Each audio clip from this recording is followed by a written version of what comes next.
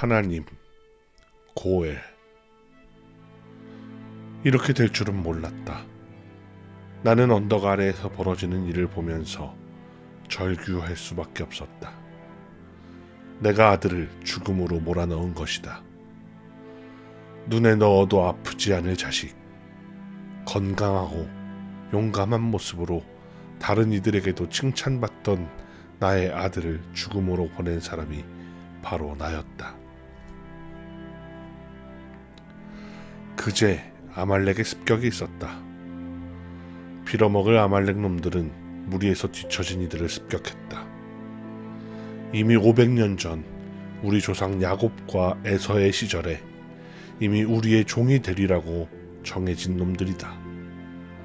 놈들은 그 역사를 인정하지 못하는지 비겁하게 우리를 습격했다. 이스라엘의 본대는 하나님께서 구름 기둥과 불 기둥으로 보호하고 계셨지만 뒤처진 이들은 아말렉의 희생양이 되었다.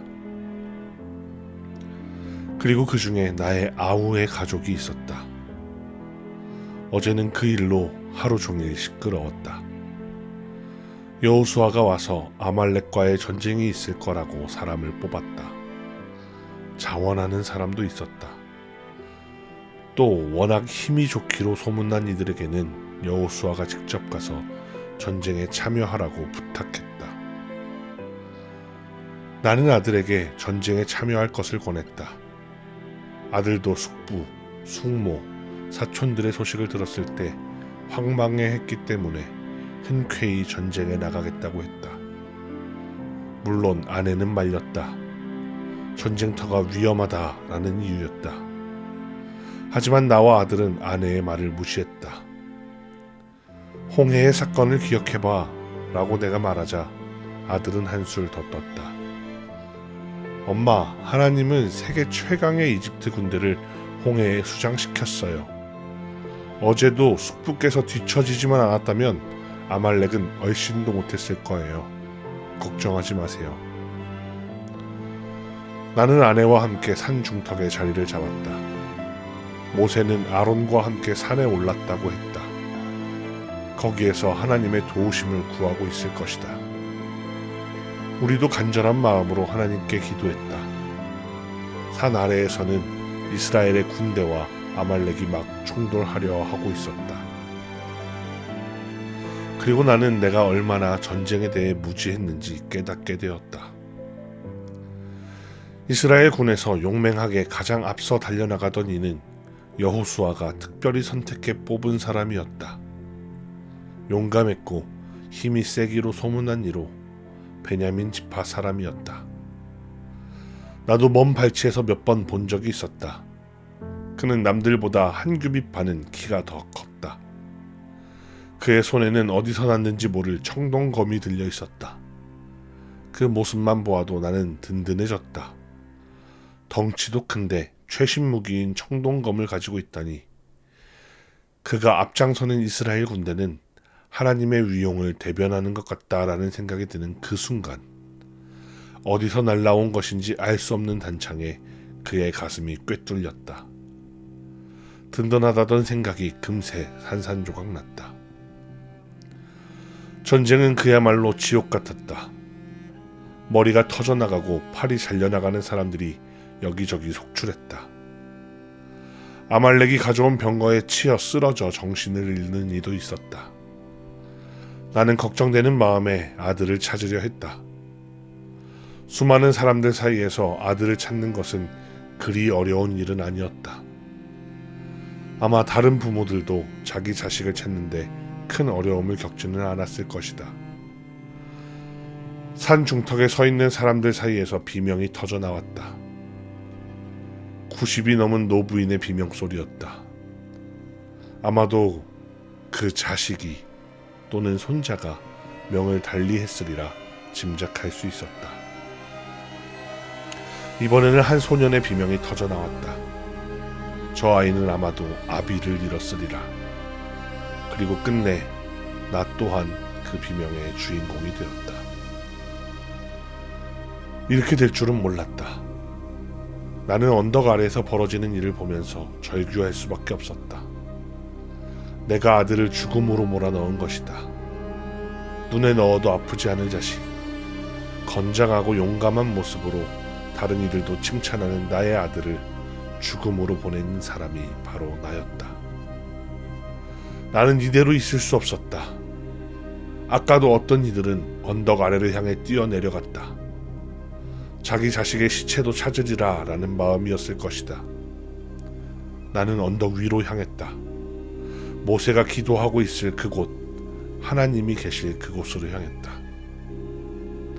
하나님만 믿으면 된다면서 세계 최강의 이집트 군대를 홍해에 수장시킨 하나님이 왜, 도대체 왜?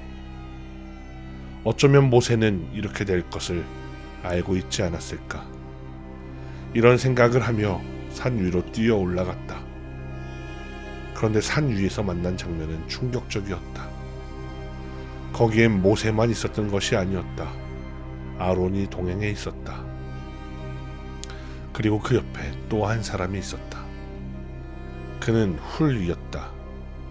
전쟁에 나가도 될 만한 건장한 청년.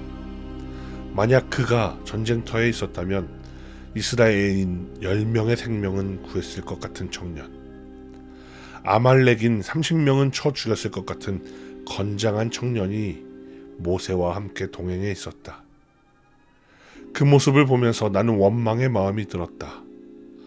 아말렉 사람을 향한 감정이 분노라면 전쟁에 나가지 않은 겁쟁이들을 향해서는 경멸과 원망이었다. 너희들이 조금만 더 용기를 내었다면 아말렉은 이스라엘 군대의 규모를 보고 도망했을지도 모른다. 저런 사람들이 모두 전장에 투입되었다면 우리가 대승을 거두고 아말렉을 추격하는 추격전을 벌이는 일이 있더라도 이렇게 전면전을 벌이지는 않았을 텐데. 나는 생각이 복잡해져 숨어 있을 수밖에 없었다. 모세에게 따지러 올라왔는데 이제 또 그 방향이 바뀌었다. 우리 텐트 바로 옆에 텐트를 쳤던 집도 자식이 20대였다. 그런데 겁이 많다는 이유로 전쟁에 내보내지 않았다. 나의 오랜 친구는 자식이 결혼을 앞두고 있다며 보내지 않았다. 또 어떤 이는 반대로 결혼을 한 지 얼마 안 되었다며 군대를 모집할 때 슬쩍 꽁무니를 내빼었다. 어떤 이는 자식이 아직 어리다고, 가문에 아직 대를 이을 아들이 없다고 전쟁에 참가하지 않는 이들의 얼굴도 떠올랐다. 그리고 미련하게도 하나님이 지키실 거라며 자식을 등 떠밀어 사지로 밀어 넣었던 어제의 내가 떠올랐다. 그래서 모세에게 가서 따져 물을 수가 없었다. 산 중턱에 자리 잡은 전쟁을 구경하던 이들에게도 따져 물을 수 없었다. 그저 나는 바위 뒤에 숨어 뜨거운 눈물을 흘리고 있었다. 그 사이 전쟁은 끝이 났다. 산 아래로 보이는 풍경 속에 아말렉이 도망하는 모양새였다. 반면에 이스라엘 사람들은 함성을 지르며 추격하고 있다. 나는 이제 내려가 아들의 시신을 찾아야겠다고 생각했다. 그런데 그 순간 모세에게 하나님이 찾아오셨다. 하나님은 형상이 보이는 것은 아니었지만 그 장면을 보는 누구나 하나님이라는 것을 알 수 있었다. 나는 숨죽이고 기다릴 수밖에 없었다. 하나님은 모세에게 말씀하셨다. 모세야, 너는 이것을 책에 기록하여라. 그리고 백성들이 기념하게 할 뿐 아니라 오늘 전쟁에 참여했던 여호수아에게는 이 내용을 외우게 하라. 내가 아말렉을 없애버리고 천하의 기억도 못하게 할 것이다. 하나님의 짧은 명령이 끝나자 모세는 자리에 털썩 주저앉았다.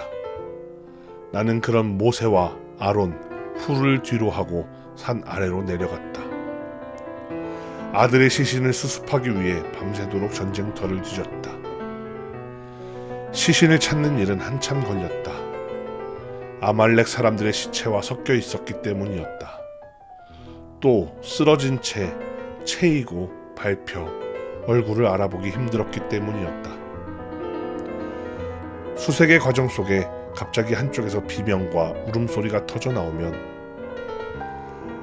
그쪽에서는 자식의, 아버지의, 남편의 시체를 찾았다라는 신호였다. 시신의 수색은 밤새도록 이어졌다. 그대로 두었다가 들짐승의 먹잇감이 되도록 할 수는 없었기 때문이다. 밤이 깊어지자 군에 참여했던 이들이 시체를 수습하는 일을 돕기 위해 모였다. 알고 있다. 저들은 죄가 없다. 최선을 다해 싸운 이들이다. 왜 바로 옆에 내 아들을 지켜주지 못했냐고 따질 수는 없었다. 그들도 동료를 지켜내지 못했다라는 죄책감으로 이곳에 와 있으리라. 그 죄책감이 피곤한 몸을 다시 일으켜 이곳으로 오게 했으리라. 아들의 시체를 찾아 돌아와 나는 아들의 상처를 어루만지며 더러워진 얼굴과 찢겨진 옷을 어루만지며 밤새 울다 쓰러져 잠이 들었다. 다음날 나는 옆집 사람이 아내에게 찾아와 대화하는 소리에 잠에서 깨었다. 간신히 몸을 일으켰지만 현실 감각이 없었다. 아들이 저 문을 열고 들어올 것만 같았다. 그러나 침대 위 곱게 눕혀있는 아들의 모습을 보면서 나는 다시 현실로 돌아왔다. 마침 옆집 사람이 돌아가는 것 같았다. 왜 찾아왔대? 아내에게 물었다. 오늘 저녁에 제단을 쌓는다고 어제 그 산으로 다 모이래요. 아내 역시 목소리가 정상이 아니었다. 내가 산 위 모세에게 뛰어 올라가는 동안 아내는 절규했으리라. 목소리도 안 나오면서 뭘 그리 오래 대화해요. 저 집은 어제 전투에 자식을 보내지도 않았잖아. 앞으로 상대도 하지 마요. 그건 내가 알아서 해요. 아내는 왜 이럴까? 저런 이들과 왜 상종하는 것일까? 나는 아내를 이해할 수 없다고 생각하며 텐트 밖으로 나왔다. 그런데 나는 놀라운 광경을 목격했다. 수많은 사람들이 무더운 시간에 산으로 향하고 있었다. 어떤 이들은 5명, 6명이 짝이 되어 돌을 옮기고 있었다. 또 어떤 이들은 양과 소를 이끌고 산으로 향하고 있었다. 어떤 이들은 장작을 준비해 산으로 옮기고 있었다. 제기랄, 저들은 전쟁에 이런 핑계 저런 핑계로 나가지 않았던 자들이다. 또한 자식을, 남편을, 아버지를 보내지 않았던 사람들이다. 그들이 나의 아들을 위한 장례의 절차를 준비하고 있는 것이다. 그러다 한 노인과 눈이 마주쳤다. 그는 얼마 전 만나를 거두러 갔다가 만난 적이 있었던 노인이었다. 한눈에 보아도 그 노인은 건강 상태가 좋아 보이지 않았다. 그런데 그가 장작을 나르고 있었다. 그는 내 눈을 마주치고는 자기보다 한참은 젊은 나에게 고개를 숙였다. 미안하네. 그가 직접 말하지는 않았지만 그의 마음을 알 수 있었다.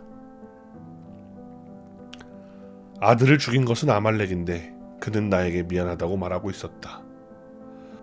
정작 본인은 이집트에서 종살이하면서 아들을 잃었으면서 자신들을 대신해 나가 싸운 내 아들의 죽음 앞에 미안하다고 말하고 있는 것이다. 나는 아내와 산을 올랐다. 거기엔 모든 이스라엘 백성들이 모여 있었다. 전쟁에 참여했던 역전의 용사들과 전쟁에 자녀를 희생당한 이들이 제일 앞자리를 배정받았다. 모세는 회중을 천천히 둘러보았다. 그도 입이 잘 떨어지지 않는 모양이었다. 한참 있다가 간신히 말을 꺼내었다. 여러분, 이 제단의 이름은 여호와 니시, 하나님은 나의 깃발이라는 의미입니다. 모세는 여호수아를 비롯한 군대와 모든 전사자들을 치하했다. 이는 하나님이 우리를 승리하게 하셨다는 의미이다. 하나님의 능력을 통해, 하나님의 깃발을 통해 우리가 승리했다라는 의미이다. 이 전쟁이 진행되는 동안 이스라엘 군대를 지휘하는 지휘관은 하나님이었다. 따라서 전쟁에 참여했던 모든 군대는 생존자나 전사자나 모두 하나님의 군대였다. 나는 모세의 말에서 자부심이 생겼다. 그렇구나. 내 아들은 하나님의 군대로 죽었구나. 이어 모세는 말했다. 여러분, 여호와께서 손을 보좌 위에 두고 맹세하시기를 여호와께서 아말렉과 더불어 대대로 싸우겠다고 하셨습니다. 이 말은 우리의 모든 피해에 대해 하나님이 영원토록 복수해 주겠다라는 의미였다.